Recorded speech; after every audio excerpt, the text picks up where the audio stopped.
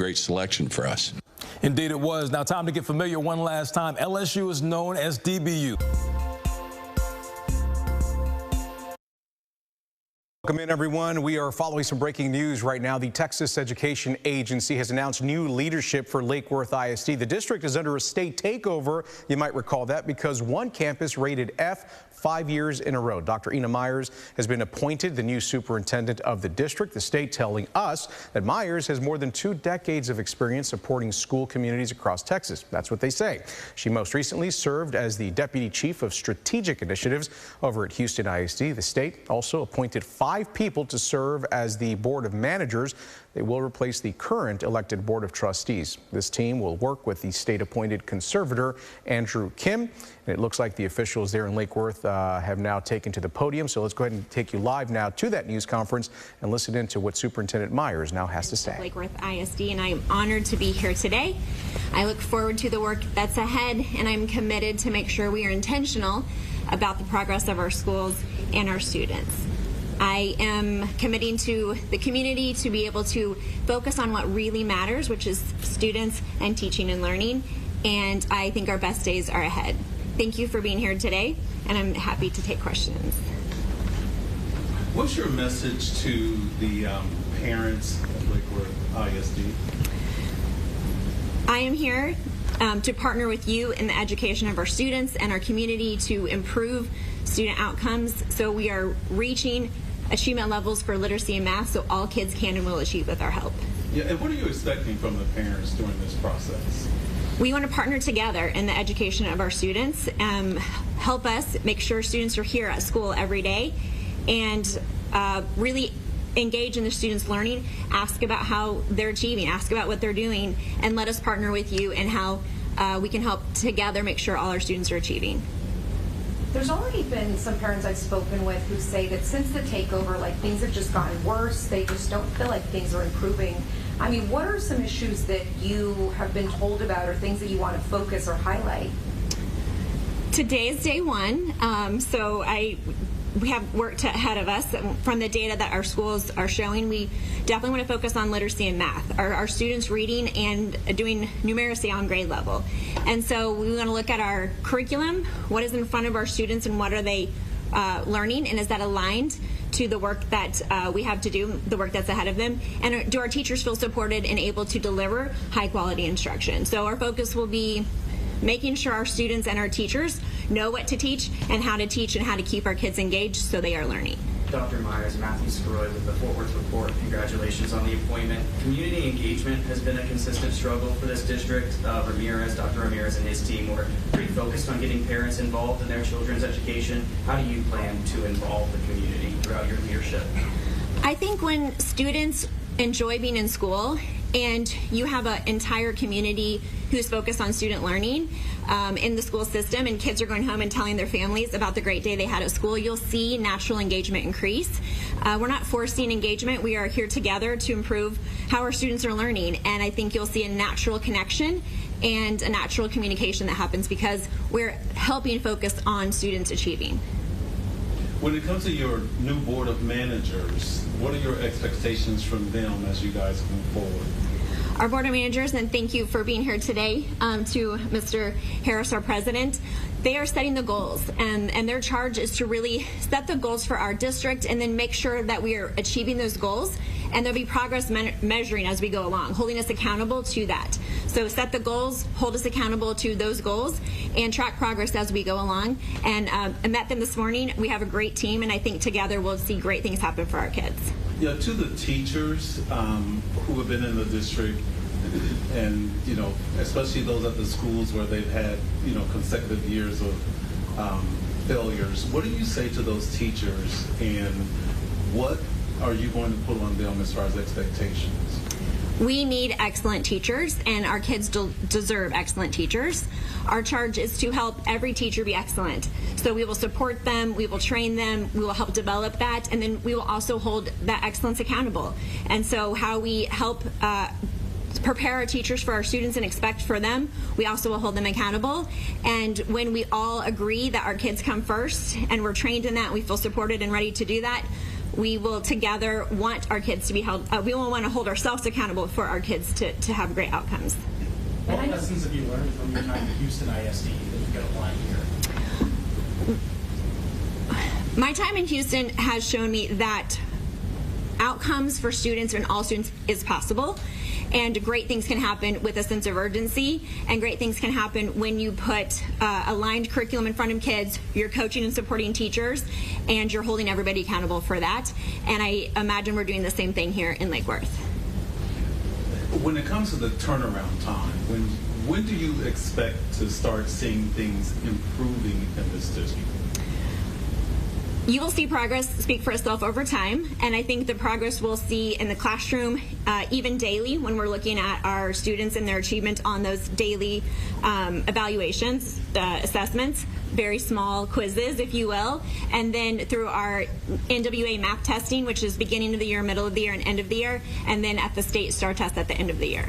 And what kind of happens next from here? You know, what steps are we going to be taking, if you could go into depth on like what we're doing next?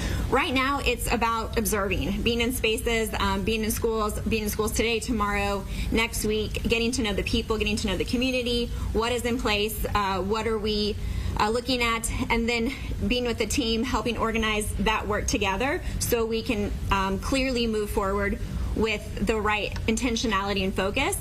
We do have a plan for instructional clarity. So our teachers need that clarity. So what is that clarity going to be? So we're providing it to our teachers the beginning of the summer and training them for what that looks like, and then holding them accountable for those same results when we start school in August.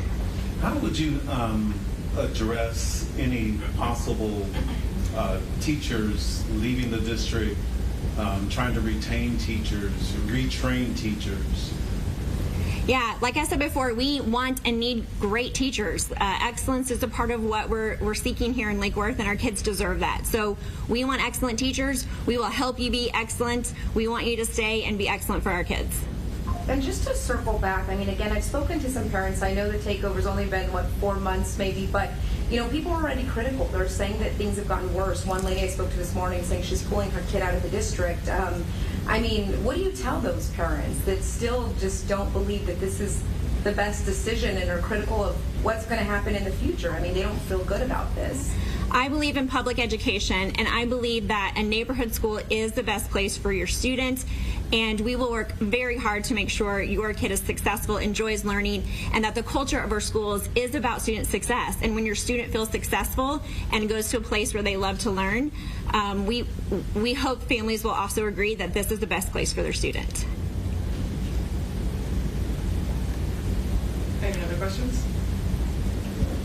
I mean, I know that you touched on Houston a bit, but I know you've worked very hand in hand with their superintendent, Mike Miles, just even before you were appointed to Houston ISD, brought into Houston ISD from him too. So how will your leadership here be influenced by what you've seen him do? I'm a different leader than Superintendent Miles. I did learn a lot of great things from my time under his leadership, and what I'm hoping is that the same outcomes he's been able to achieve, we have those same outcomes here, and I believe that's from the intentionality of the alignment and clarity of that instructional practice and focus, how we hold people accountable and ourselves accountable, and how we coach along the way, which is why they're getting results, and I expect those same things to happen here in Lake Worth.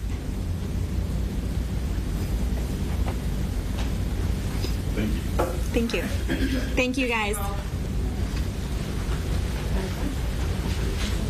Well, we've been listening to Dr. Ena Meyers, the newly appointed superintendent over at Lake Worth ISD, addressing the public about what she calls a collaboration that she's calling on now between parents, between teachers, really between the community, and her focus now on literacy and on math rates to try and dig the district out of this state takeover situation that they find themselves in, that they've been in, quite frankly, for the past 4 months. So it's a big story breaking out of Lake Worth right now. We're going to have a whole lot more on reaction from the community in Lake Worth and from other leaders up there as well. You can look for that on CBS News Texas at 4 o'clock and throughout the day on cbsnewstexas.com. We thank you so much for joining us here on the CBS News Texas stream. I'm Ken Molestina. We will talk a little later on.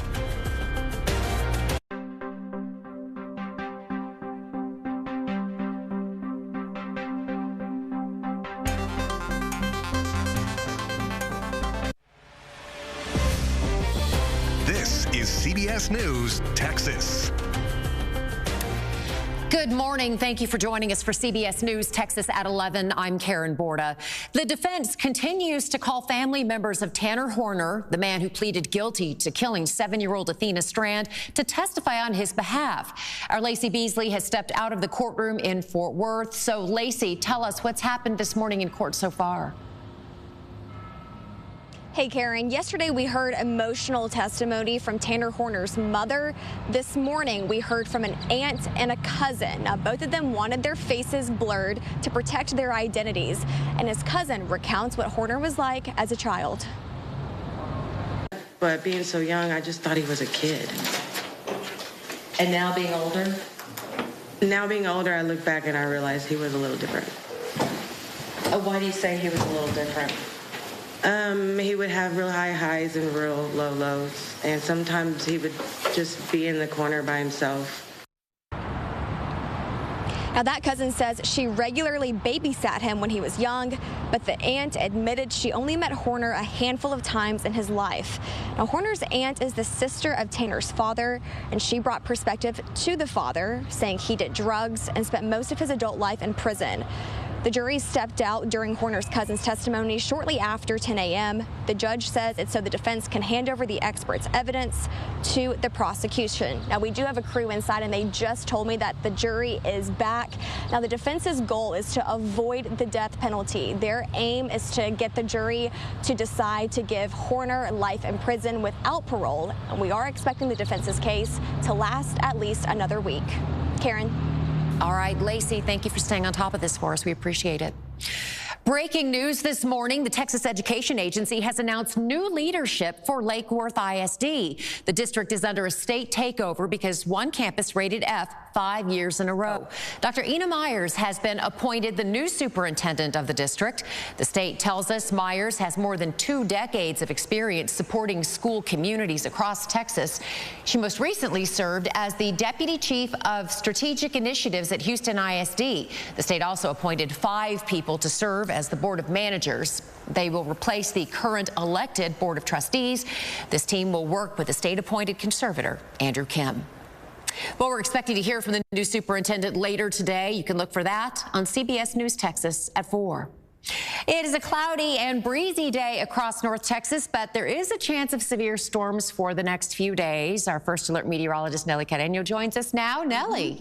Very low chances. We're talking 10 to 30% max, and that would be on Saturday. That's our main focus, but we will have that slight possibility. And if we do see some of these isolated storms that could be severe with hail and damaging winds. Today, some of our northwestern counties are at a level 1 risk, but it's only a 10% chance. It's not the weekend to cancel plans. It is the weekend to stay weather aware. You can see here this morning, once again, lots of cloud cover, lots of stratus, low clouds, but those will break apart. You see our satellite and radar from the last 3 hours. They really have been building in, but they will start to break apart, the cloud cover, around 3 o'clock. We'll start to see some sunshine, and some of that will burn off. The high today, warmer, 80 degrees with partly sunny skies after 3 o'clock. And you can see here the risk area for today regarding severe weather. Really, the focus will be Kansas, Oklahoma, over into Iowa. But we are on the south end of that. And if I zoom in, you can see some of our northwest counties need to be just weather aware. Remember, it's a 10% chance of seeing activity. So Cook, Montague, over to Wise, Palo Pinto, and Denton is included. 10% chance. That would be later on this afternoon into the evening. You can see hour by hour. By 2, 3 o'clock, we start to see more sunshine, maybe an isolated shower. That's a 10% chance. So don't cancel any plans. Enjoy your afternoon, and we'll talk more about this weekend coming up. All right, Nellie, thank you very much. This morning, President Trump says he has ordered the U.S. Navy to shoot and kill Iranian small boats that are laying mines in the Strait of Hormuz. The president also said the U.S. is stepping up its efforts to remove mines that are already in the strait. CBS's Natalie Brand is in Washington with the story. We intend to conduct the boarding of your vessel. The Defense Department released new video of U.S. forces boarding a sanctioned vessel in the Indian Ocean that the military says was transporting oil from Iran. The Pentagon says it will continue to stop vessels providing material support to Tehran, and says more than 30 vessels have been turned around as part of the U.S. blockade. President Trump this morning said no ship can enter or leave the Strait of Hormuz without U.S. approval until Iran can make a deal. He also warned he's ordered the U.S. Navy to shoot and kill any Iranian small boats putting mines in the strait. What they have left, though, is a pretty expansive fleet of, imagine big speedboats with stuff like machine guns and rockets. And of course, it doesn't take much to lay a mine, so you can just put a mine on a speedboat and take it out and drop it in the water. That's what the president seemed to be referring to in his social media post this morning. Iran is claiming it's collected its first toll revenues from ships passing through the Strait of Hormuz, and state media posted a highly produced video of masked commandos it says seized cargo ships Wednesday. The Trump administration has emphasized there are internal divisions within Iran's current leadership. This is a battle between the pragmatists and the hardliners in Iran right now, and the president wants a unified response. It's still unclear if or when talks will move forward, but Islamabad remains ready with security tightened around Pakistan's capital. Natalie Brand, CBS News, Washington. Israel and Lebanon are set to begin a second round of peace talks in Washington today as the Israeli military and Iranian-backed Hezbollah accuse each other of breaching that fragile ceasefire. The Trump administration reclassifies marijuana as less dangerous. Acting Attorney General Todd Blanche signed an order today making it a Schedule III drug. That's the same as Tylenol with codeine and ketamine. Right now, it's a Schedule I drug like heroin and ecstasy. The change opens the door to more research on its medical properties, its medicinal properties. It would also likely ease the federal tax burden on dispensaries in states where the drug is legal. The DEA has to hold administrative hearings before a judge on that change before it can take effect. Meanwhile, today in Austin, a hearing is scheduled on Texas's new ban on smokable hemp and THC. The state restrictions were put into place last month, but within days, a lawsuit was filed and that ban was put on hold. Local smoke shops were able to put some of their most popular products back on shelves, and they hope those products are here to stay. If the court decides to let the smokable hemp ban resume, it could take effect immediately. Well, the Dallas Stars are shining bright in Minnesota. Last night, the Stars beat the Wild with 4-3 double overtime victory with a 4-3 double time overtime victory in Game 3. The Stars now lead the series 2-1. Game form is Saturday in Minnesota. From the Dallas Stars to the plaza at the Star in Frisco, the Cowboys NFL draft headquarters. Coming up, our Roe Parrish is in the know with a look at the Cowboys game plan and why there is no contract extension for wide receiver George Pickens. Your CBS Texas primetime lineup is sponsored by Health Spring Medicare Plans. Put a spring in your step.